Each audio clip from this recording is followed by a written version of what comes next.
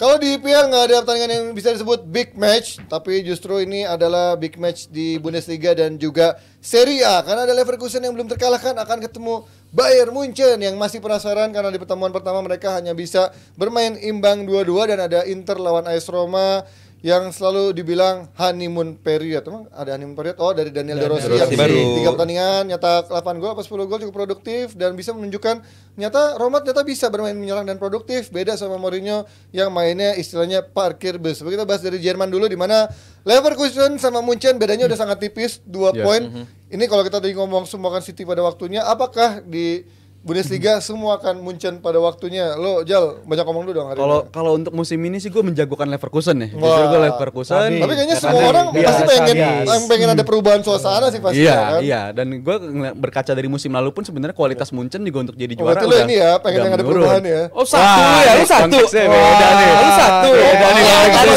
Kelihatan sih. Iya. Wah, diteken di sini nih. Lalu kan kuning, kenapa jadi? Oh iya. Oh gitu. Gue ngeliat Leverkusen musim Geser ini langsung geser. Gak apa-apa. Leverkusen 3 berarti. warna identitas. Kan kalau ke putaran 2 koalisi. Jadi talk politik ini. Iya, gue udah tahu. Untuk Leverkusen musim ini mereka salah satu tim tersubur, mereka juga tim bisa salah satu yang terdikit juga kebobolan. Jadi kalau ada coach pasti Lucardus karena musim lalu pun standar Bundesliga ini rendah banget dan di musim ini menurut gua ada perbaikan dari segi standar lah untuk persaingan gelar. Menurut gua jauh lebih menarik musim ini. Munchennya juga walaupun nggak dominan banget tapi mereka menunjukkan mereka tetap solid di atas lapangan dan tetap bisa menang. Dan buktinya waktu itu kayaknya kesannya Munchen udah banyak kalahnya, banyak hilang poin, tapi ternyata mereka cuma beda 2 poin juga ternyata sama si Leverkusen. Tapi kalau untuk soal faktor Leverkusen kenapa gua lebih unggulkan dan gua favoritkan untuk menjadi juara di musim ini karena untuk beberapa skema mereka buat menang di musim ini dan salah satunya di beberapa hari lalu, beberapa pekan lalu, mereka menangnya nggak cuma pakai satu cara dominan doang gitu. Mereka biasanya satu-satunya cara untuk menang, mereka main dominan, main cantik, jadi gol, mereka menang nyaman kayak gitu. Tapi belakangan mereka ketemu momen beberapa setback, mereka harus ketinggalan lebih dulu. Kayak contohnya kemarin juga di DFB Pokal mereka ngalamin hal yang sama, ketinggalan 2 kali dan akhirnya dapat gol di last minute gol seperti itu. Menurut gue ini menunjukkan kualitas Leverkusen ini emang cukup bagus dan cukup kuat lah untuk menjadi pesaing juara. Bahkan kemenangan yang menurut gue itu mentalnya udah menunjukkan ada mentalitas juara di situ, itu diraih ketika si Boniface-nya lagi cedera loh. Ini lagi cedera, dia lagi nggak bisa dilibatkan 1 bulan terakhir. Tapi menurut gue mereka bisa keep up tetap di atas dan bisa menjaga jarak dari Munchen. Menurut gue ini udah cukup menjadi modal mereka, at least kepercayaan diri mereka adalah mereka bisa head to head bersama Munchen dan sampai akhir musim sih gue harap mereka bisa tetap ngalamin hal seperti ini terus. Tapi kan kalau dari sisi perbedaan kualitas ada di sana gapnya sebenarnya antara pemain-pemain yang ada di Leverkusen dengan Munchen. Ketika individual skill yang Munchen lagi keluar semua, lagi on fire semua, berarti kan ini akan menjadi penentu sebenarnya perbedaan Munchen sama Leverkusen, Fir. Iya, sebenarnya secara individu juga Leverkusen juga banyak ya pemain-pemain yang lagi bagus ya. Grimaldo, ya Boniface itu tadi. Grimaldo mah sebenarnya pemain iya, pemain abis lah, cuman dia bisa dipakai lagi. Bisa dipakai, dia bekerja dalam sistem dengan bagus. Caka kan juga banyak yang hujat juga. Yes, karena kalau kita lihat nih adalah pertama kali dalam sejarah Bundesliga ya, 2 tim itu punya 50 plus dalam 20 laga. Ketika dan juga Leverkusen sendiri mereka adalah mencapai fase ini perolehan 52 angkanya Xabi Alonso ini hanya bisa dikalahkan oleh timnya Pep dari tahun 2013-14 dan 2015-16. Bayernnya Pep ya. Iya, Bayernnya Pep. Ya. Cara bagaimana Leverkusen bisa mencapai posisi ini kan kita udah tahu banget, kita udah bahas beberapa kali. Mereka punya angka pass completion rate tertinggi, touches di kotak penalti kedua tertinggi, pass di attacking tertinggi. Seperti apa yang kita lihat Xabi ketika dia main. Jadi menurut gua dengan perolehan yang ada sekarang, belum lagi kita nanti akan lihat 2 wonder kid ketemu ya, Musiala dan Florian Wirtz, bagaimana mereka bermain berdua, duel mereka dalam number 10, bagaimana Xabi juga ini adalah apa ya, Liverpool manager in waiting. Banyak yang udah bilang Liverpool udah melakukan kontak. Ya bebas, mau kita lihat aja kemana dia nih. Tapi hype-nya tinggi ya. Dulu hype-nya sih emang ke Steven Gerrard ya. Tapi ternyata Gerrard nunjukin ketahuan deh ternyata segitu doang. Pas sekarang segitu doang asli. Iya kan, tadinya kan bener-bener jago, ternyata ya udahlah. Mungkin ada gap terlalu besar di Premier League. Nah ini Xabi namanya juga dipertaruhkan, bisa nggak dia atau apakah dia akan menjadi torehan lain di sejarah. Tapi Harry Kane juga sebenarnya kalau gua lihat dia juga dengan gol-golnya 24 dari 20 laga pertama kalinya dalam musim debut ada seorang pemain segila ini. Dan terakhir pemain yang bisa mencapai 24 gol dalam 20 laga itu adalah si Lewandowski di musim dia mencetak 41 gol itu. Jadi ini adalah bukti siapa yang apakah Kane membawa Tottenham ke Bayern Munchen ataukah dia bisa menjadi motor atau dia meninggalkan Tottenham apa ditambah lagi Dyer datang jadi Tottenham nambah nih kita akan lihat. Kalau kalah sih aduh ya kalau Munchen kalah di pertandingan ini bisa gawat. Tapi kalau let's say Leverkusen kalah dari Munchen ini kan kayak langsung mengubah semua paradigma kesempurnaan lo main bagus lo ya ujung-ujungnya kalau lo kalah Munchen kena gitu semua mentalnya kan. Sebenarnya ya sedikit gue nggak setuju sama Rizal bahwa kualitas Bundesliga sekarang makin bagus, nggak juga karena justru poin yang 50 sama 52 itu kan cuma di dua tim itu, selebihnya 40 terus 37 terus 20-an. Artinya emang gapnya emang jauh banget. Dan kalau dibilang tadi waktu di FA Pokal kualitas Leverkusen bagus dari kebobolan 2-0 jadi 3-2 itu bukan kualitas tapi mentalitas. Kalau kualitas lu kayak City stagnan rapi gitu loh, kayak Munchen. Kualitas kadang naik kadang turun cuman stagnan di situ terus itu namanya kualitas. Tapi kalau mentalitas itu X factor, itu mungkin nggak semua tim bisa. Dan tadi kalau menurut Firzi, Sabi adalah pemain yang sekarang membuat Leverkusen seperti waktu dia main. Ya enggak juga, Leverkusen mainnya bola-bola pendek sementara Sabi waktu main diagonal pasnya bagus-bagus banget. Sementara Leverkusen main bola pendeknya luar biasa bagus. Dan ya tadi kenapa gua nggak setuju, Sabi adalah pelatih yang cocok untuk melatih Liverpool dengan kondisi materi pemain seperti ini ya. Nggak cocok ini tim dipakai main ke Leverkusen. Bakal cedera banyak karena intensitasnya tinggi, bola-bola pendeknya sangat amat tinggi. Sementara Liverpool bermain diagonal pas, nge-bypass midfield untuk punya winger-winger yang cepat. Sementara Leverkusen siapa winger cepatnya? Nggak ada. Dia pakai double number 10, Florian Wirtz sama Hoffman. Itu mainnya Leverkusen. Jadi kalau mau diajak main cepat masih menang Bayern. Jadi kalau untuk sayap-sayapnya lebih cepat Bayern. Tapi Leverkusen kalau secara kualitas gue setuju sama Panji di bawah Bayern. Cuman secara permainan, secara the way they defense, waktu lawan DFB Pokal itu ya oke lah, hiccup lah. Jonathan Tah sampai menit 90 plus bikin gol. Cuman secara selama musim ini ya Leverkusen menunjukkan dia memang bagus. Cuman apakah bisa menang lawan Bayern? Ini soal lain yang nggak mudah gitu lawan Bayern. Dan gue sih masih pada orang yang pada akhirnya Munchen lagi sih. Karena Dortmund juga sempat sebagus ini di ongoing season, walaupun pada akhirnya Munchen juga ya. Gue masih pengen orang yang apatis terhadap Leverkusen, walaupun kalau sampai mereka juara, gue sangat amat kenceng tepuk tangan. Dan gue nambahin soal Leverkusen ya, emang betul gue tadi juga nyebut mentalitas mereka udah terbukti di belakangan, belum terbukti banget sih. At least mereka menunjukkan mereka punya mentalitas untuk menangin pertandingan gitu. Dan juga faktor lawan DFB Pokal itu lawan Stuttgart itu menurut gue jadi salah satu catatan di mana kebobolannya mereka justru datang dari skema mereka yang biasanya mereka bagus untuk ngelakuin gitu.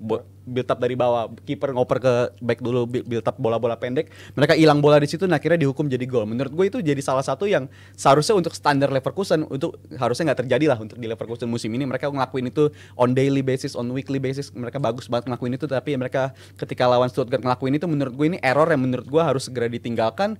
Dan untuk lawan Munchen lu nggak bisa ngelakuin error yang sama kayak gitu, dihukumnya bisa jauh lebih berat. Masalah midfield Leverkusen sekarang yang main ngasih Andrik tuh. Nah, ini gue belum seyakin itu sih sama dia. Dan absennya Boniface tadi kayak Rizal bilang bahwa ini bakal ngaruh sebenarnya. Yang balik kan si Edmond Tapsoba itu, Amin Adli itu mereka balik dua. Masalahnya si Bayern, si Alphonse Davies baru cedera ya.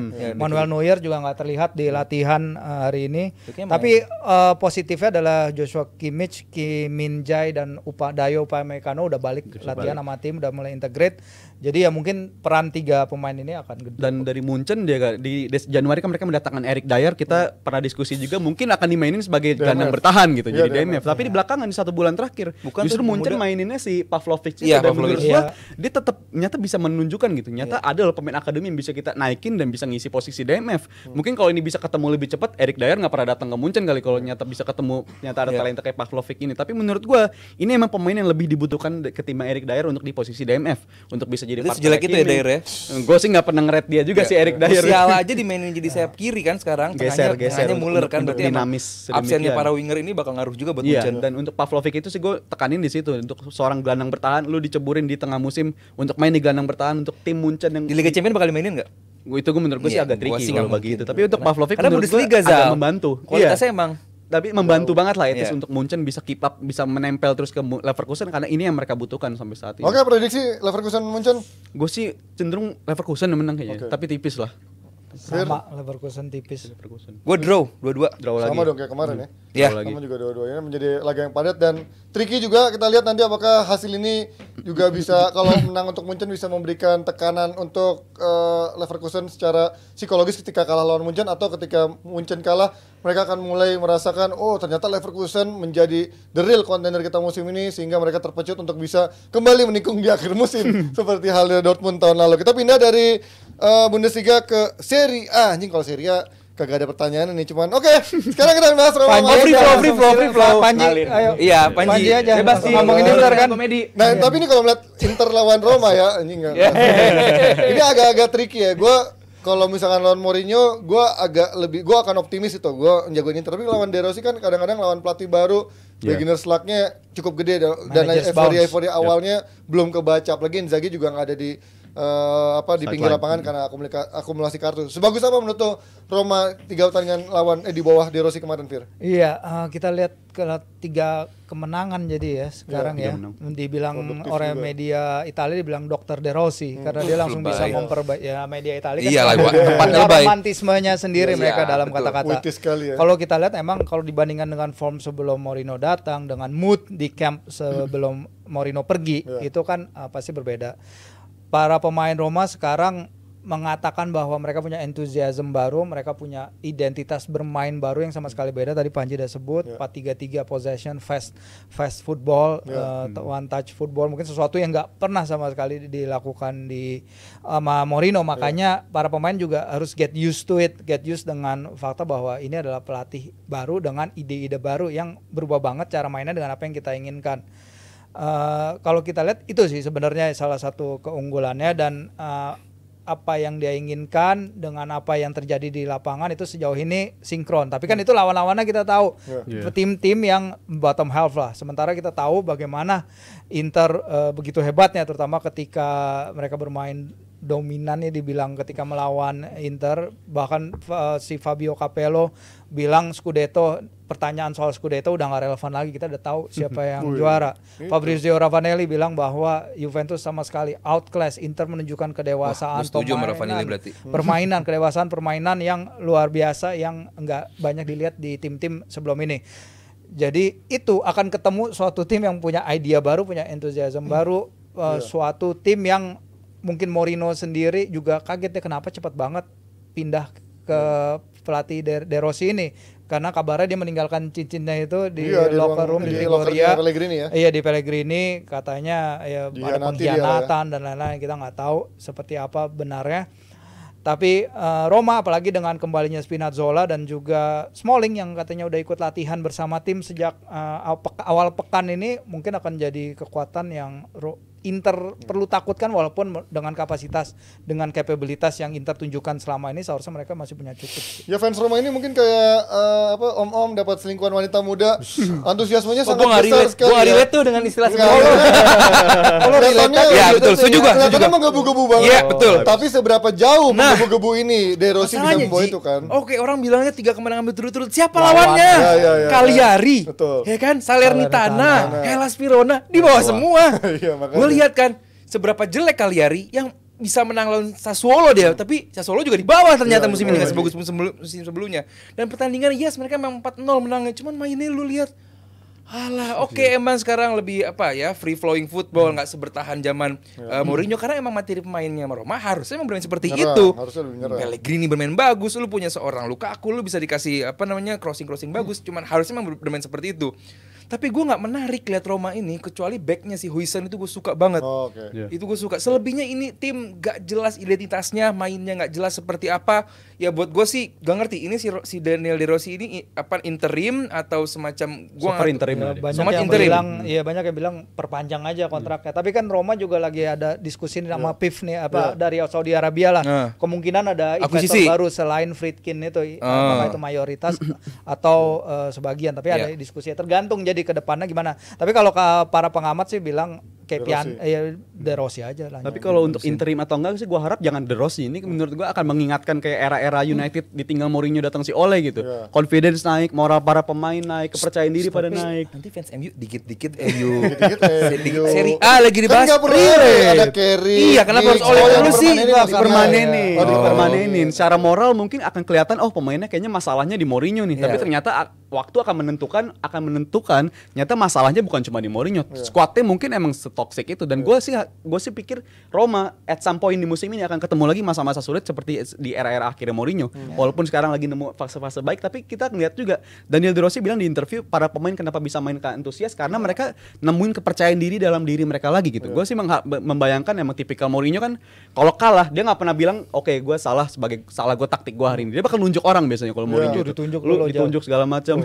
Nunjuk gladiator ya. Itu biasanya itu yang terjadi di Mourinho dan gue ngebayangin skuadnya menjadi di ruang ganti toksik itu yang terjadi dan sekarang mereka dapat pelatih yang tahu kultur Roma kayak apa. Ini kan juga bocah lokal juga di Roma. Jadi menurut gue ini fine-fine aja mereka 3 pekan meraih 3 kemenangan, tapi at some point mereka akan ketemu lagi masa-masa sulit kayak yang dia alami. Gue sih menariknya tadi Firzi bilang bahwa ini tim akhirnya menemukan entusias sampai tim ngomong seperti itu. Berarti kan emang Mourinho tuh benar-benar di situ. Timnya tuh ngomong begitu loh. Kita menemukan antusias lagi. Berarti kan zamannya Mourinho Dybala yang ngomong. Dybala lagi ngomong. Toksik juga berarti. Nah, pertanyaan gua kan Inter ini di tahun-tahun sebelumnya era Inzaghi di bulan Januari Februari sering kali menjadi periode yang buat mereka hiccup. Buat jadi cegukan, buat mereka terganjal dan akhirnya cuman menjadi title contender juga, nggak bisa jadi juara. Tapi so far so good. Januari udah lewat dengan sangat bagus walaupun kalah di Coppa Italia. Di Februari juga juga awal-awalnya cukup bagus. Lawan Juve kemarin juga bisa menang dan menangnya juga sangat meyakinkan. Apakah lawan Roma menurut lo akan menjadi laga yang meyakinkan juga atau menurut lo akan menjadi tricky match buat? Enggak dong, lawan Juve gue nggak bisa bilang itu menang meyakinkan sih. Gue meyakinkan sih kalau itu jelas. Peluang banyak. Seperti biasa Inter begitu Ji musim ini. Iya, tapi kalau yang pertemuan pertama lawan Juve nggak sebanyak itu di. Oh iya emang cuma kita nggak harus bahas reverse fixture, cuma deretan dia di Januari atau sampai Desember lah. Permainan Inter tuh emang bagus banget. Di Marco lihat peluang banyak banget. Bagaimana seorang nih buat gue di Serie A trio midfield paling bagus di Inter sekarang. Barella, Hakan sama si Miki itu paling bagus Serie A sekarang. Kenapa? Karena ketiganya bisa menjadi yang paling dalam dan ketiganya bisa memberikan umpan ke depan sebagus itu. Lu inget gak lu umpan dari Hakan ke depan ke Di Marco? Itu bagus banget. Dan itu bisa ganti-gantian nanti kadang ke Barella, kadang Hakan, kadang itu bisa ganti semua. Dan Barella bisa tahu-tahu di depan. Buat gue secara permainan Inter gak ada masalah. Tapi penyelesaian peluang Ji. Iya, selain Lautaro pun juga sering buang peluang juga masalah. Iya, gitu. Buat gua kalau Inter bisa sedikit lebih meningkatkan ketajaman buat gua makin ya tadi Raffanelli bilang udah selesai musim ini buat Inter ya selesai emang juara mereka musim ini. Cuman gua nggak pengen sampai ada misalnya Juve mendekat atau tim lain mendekat. Buat gua Inter harus bisa lebih yang kayak tadi Panji bilang lebih meyakinkan gitu. Walaupun dari produktivitas sebenarnya dia paling subur ya, paling di atas jelas karena mainnya memang jelek banget. Kadang di laga-laga yang gampang bisa nyetak 4 gol, 5 gol, tapi kadang di laga krusial dia juga susah nyetak gol. Roma pun bisa bikin 4 gol di Serie A. Dan faktor Inter ini menurut gua enggak cuma dari segi pertahanan di gelandang paling bagus juga untuk partnership dan sebagainya, tapi di lini belakang menurut gua mereka menemukan pakem yang siapapun 1 orang 2 orang diganti mereka tetap bisa mainin pakai cara yang sama gitu. Bos, backnya sih gua lihat banyak bolongnya berapa kali. Jan Sommer gila banget. Bagus gimana Zal? Maksudnya ketika salah satunya absen kayak contohnya justru yang paling khawatir gue di back ketika Bastoni absen. Bastoni kan musim ini penting banget kalau gue bilang. Mereka dia nggak cuma dari defense, dari segi ngebantu serangan juga bagus, tapi ketika itu gue takut sih agak deg-degan. Ini memang